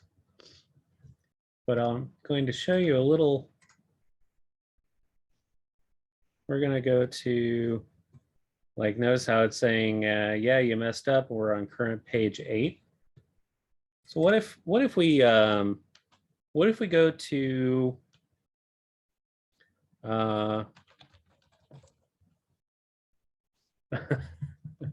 apparently there's a lot of princesses. Let's see here. What was another one? So antenna, we've got all these other problems here.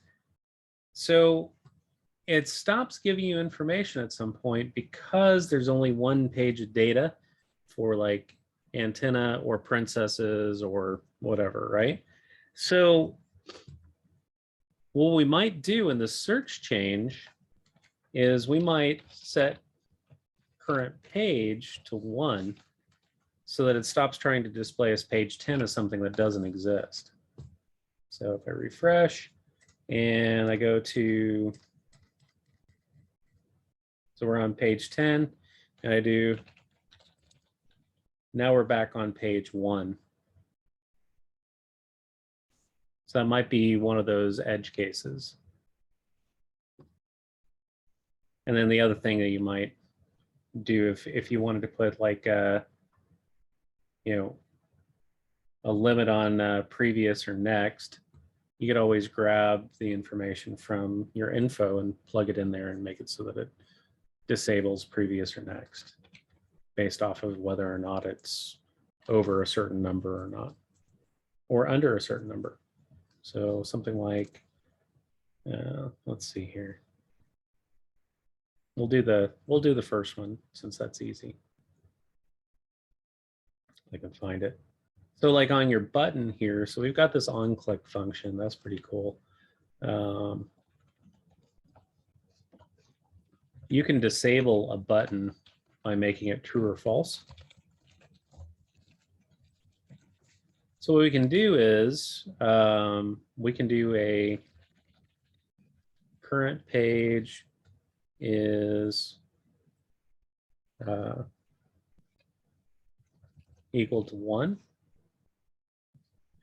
So this is like an FL statement. So if you say that, is that true? If we're on current page, then disabled is disabled. So you can't click on this anymore, this previous. And I know for a fact that we have 42 pages because I said so earlier. So we could do something very similar here on the other button. Yeah. We can also make it so it's more robust as well later if you guys really want. Or if your brain's exploded. Let me make it so our page number starts at 42 so I can give a good example. So I'll save that, refresh. All right, cool. So now we're at 42 and you can see that our next button, you can't click on it. So previous, we're on 41, next 42. Yeah, go Tron. And the butter robot. Fantastic.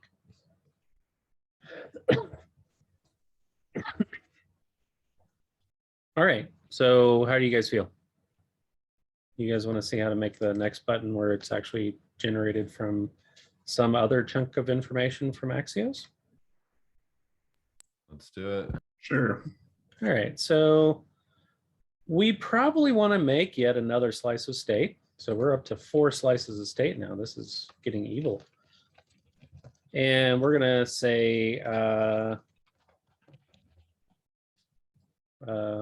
max page and set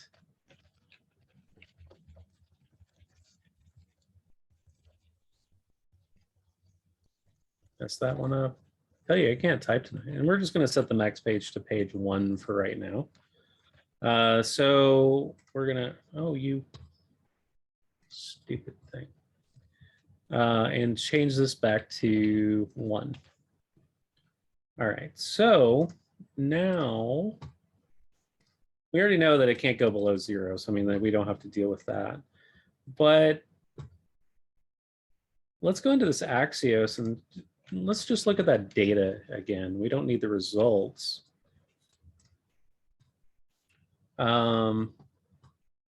Refresh. So if you look here, we have results, which is the array, but we also have this really cool thing called info. So if we go to res.data.info, we have pages is set to 42. That's pretty cool. So what if we set current page equal to max page?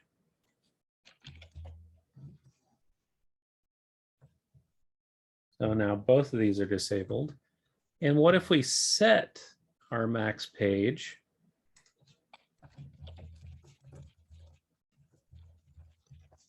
to, come on now, I can't type today. res.data.info.pages.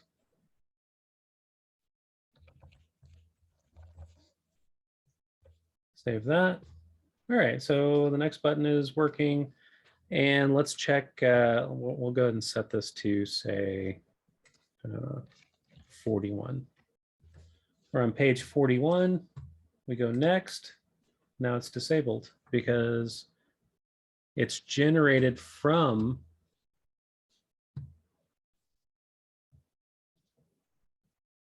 our info.pages. Pretty nice, huh?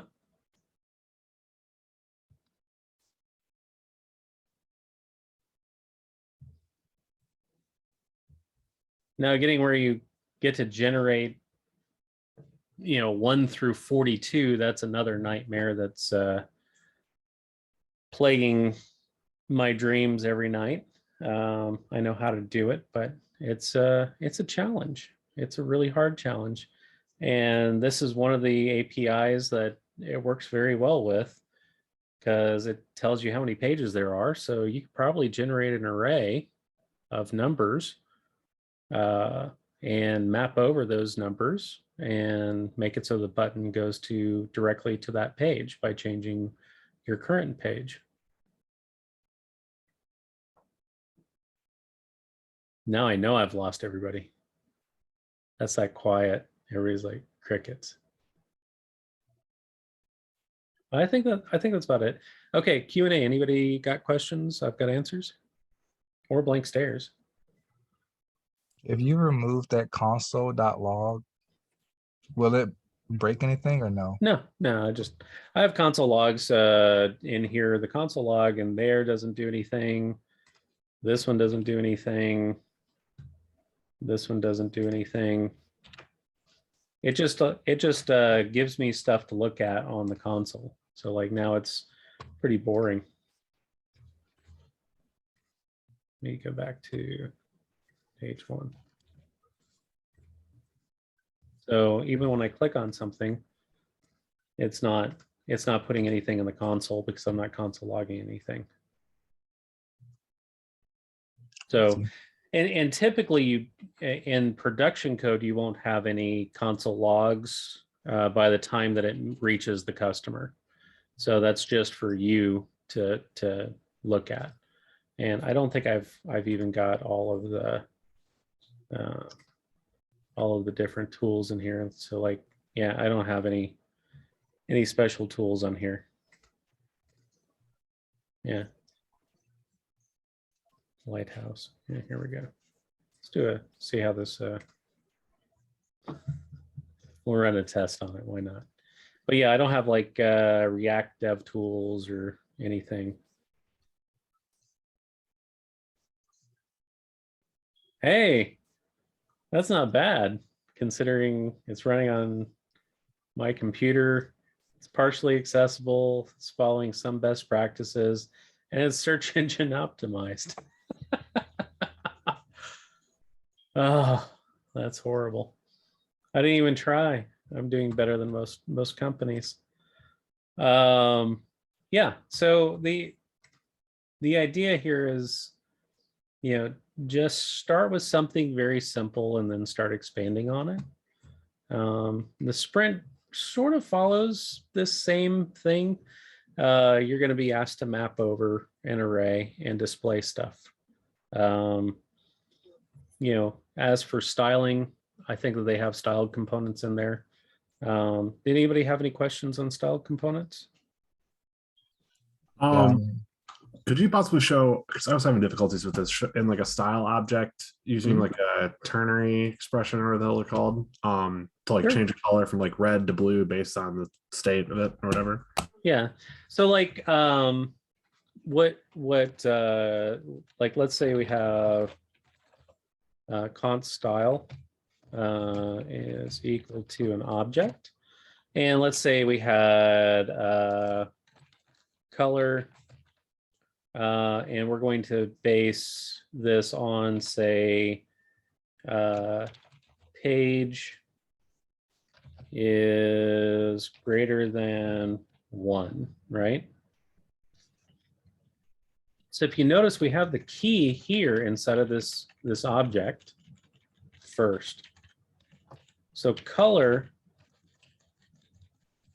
comes first. So you're not trying to do your ternary first and then try to do color and whatever the color you want, or color and whatever color you want. You're going to want to do it like this, and we'll say red or blue, something like that. Oh, sorry, current page. Sorry. So what this is going to do is the style is going to change. So we're just going to console log style console. Man, I swear I can't type. Console log style. Missed an entire chunk of that. Amazing. All right, so we'll go back over to console. So you can see color's blue, but if I go to say something that's greater than 1, it changed it to red. So if I went to, let's see here, do our div class app, and we'll say style equals style, something like that. So now all of the text in here is going to be red, but if I go previous, it's blue. And anything past page 1 is going to be red. And that actually works the exact same way in styled components. So let me install styled components right quick. So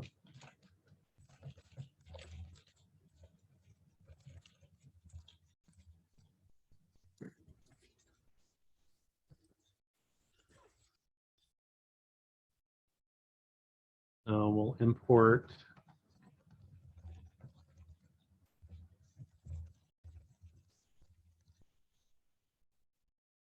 Impro or Imor. What did I put it?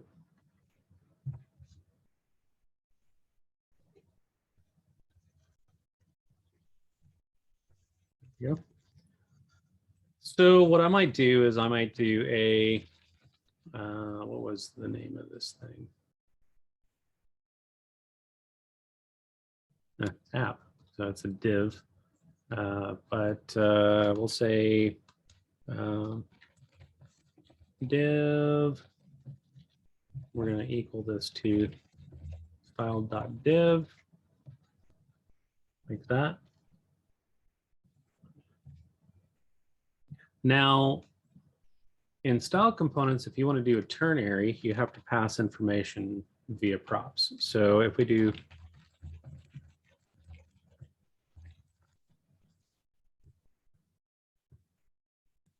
sure that's under advanced usage. Yeah, so you notice how we have this const button, styled button, and then they have this props here where we're doing a $, props, fat arrow, props.theme.main. This is coming in from this weird stuff here. So you've got that theme and some other things. It's probably a little weird, but basically you can just do props.theme, and then whatever's inside of this theme is, yeah, main is medium sea green, I guess.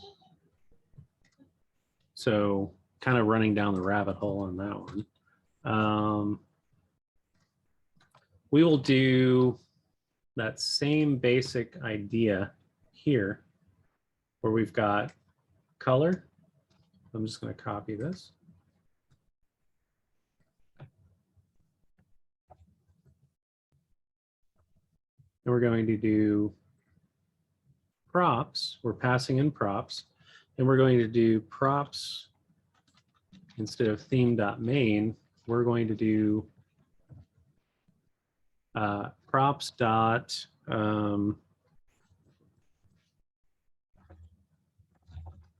current page is greater than 1.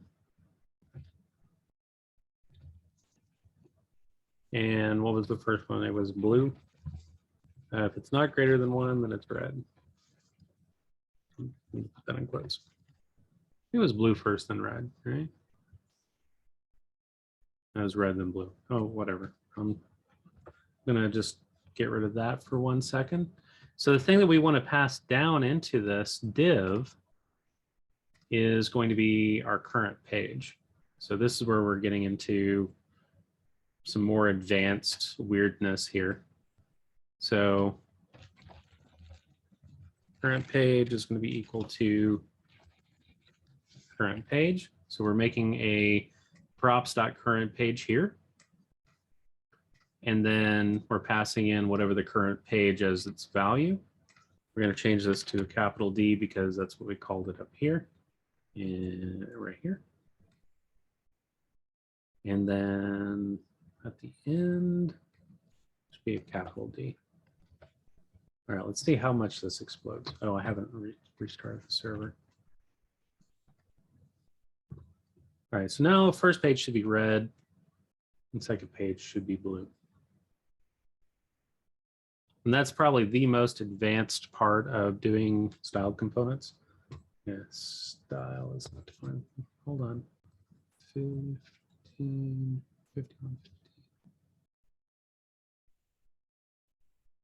Oh, that's right, because we got a console log. That's right. My bad. Yeah, so now it's red, and if we go next, it's blue. Now I know I lost you guys. Passing props into a styled component is pretty advanced stuff.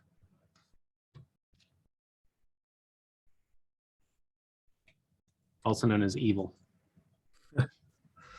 Yeah, that makes sense. I think when I was initially doing it, I was adding too many of the brackets and stuff, and Yeah. That definitely is pretty clear.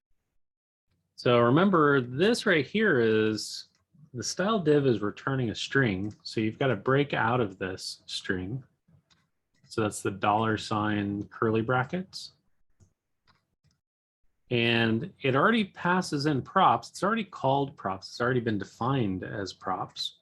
So we have to pass it in as a callback, as this will return whatever this statement evaluates to. So if props current page is greater than 1, it's going to do blue. If it's not greater than 1, it'll do red. And it just concatenates it right here on the end of color. So color is equal to blue currently, and if we go previous, it's equal to red. So color blue, color red. So what if you wanted to change like how Rick Sanchez is in bold and Morty Smith is in bold? What if you wanted to change that? Or just that specifically? So this is where you would probably want to do it in the actual card itself. So you would do, say, import style components. And then you always want to put your style component outside of your function. It'll cause problems if you don't. So this is an H2. So we're going to want to do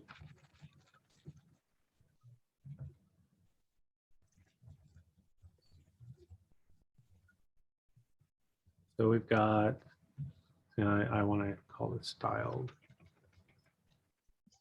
dot H2 in the backticks, and we would do something like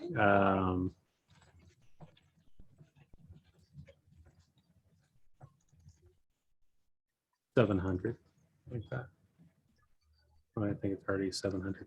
Say we didn't want it bold, so we'll do 300.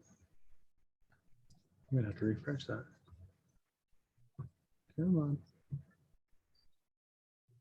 I'm gonna refresh this one over here.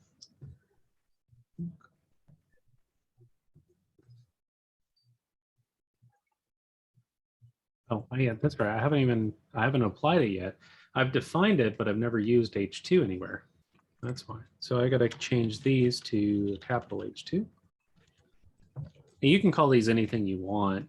It doesn't have to be H2. It's just, me being me. So now they're a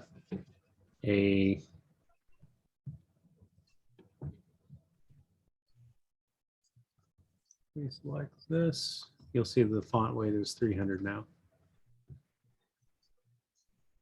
And if I moved it up to, nope, it was this one. If I moved it up to, say, like an 800 or something, then you can see that the font weight is now 800. Okay, that's simple enough. Yep. And this is the, like, I'm pretty sure you know, I would try to do as much styling as you can. I've made more money at my job doing styling than anything else. You know, well, maybe that's not entirely true, but it sure feels like it. Especially the last like 3 months. I think that I've been doing more styling tickets than anything. So practice. This is a great way to get into it and say, hey, yeah, we're gonna, you know, try making this look a little bit better. A lot of the times you'll get like red lines and they're gonna look fantastic, and you've got to try to match the red lines. So like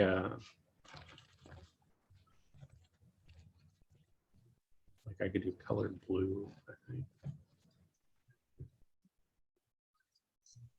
Did I break that? Oh, yeah, sorry. I gotta have a, yeah.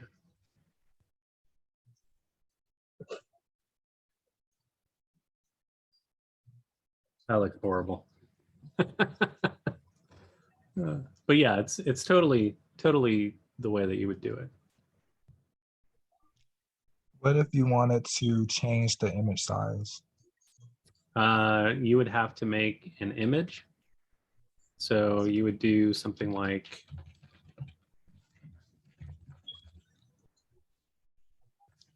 I'll just do IMG since we're following that same thing. So it would be a styled IMG. And so this would be something like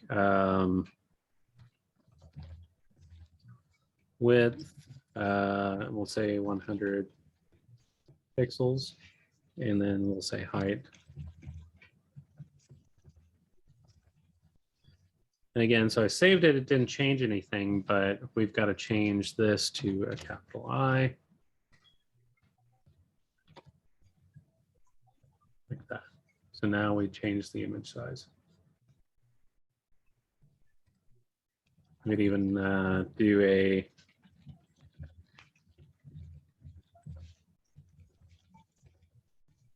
border radius 50% on it. Now they're round.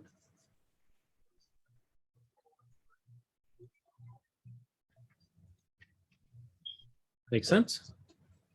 Yep. Anybody else got questions?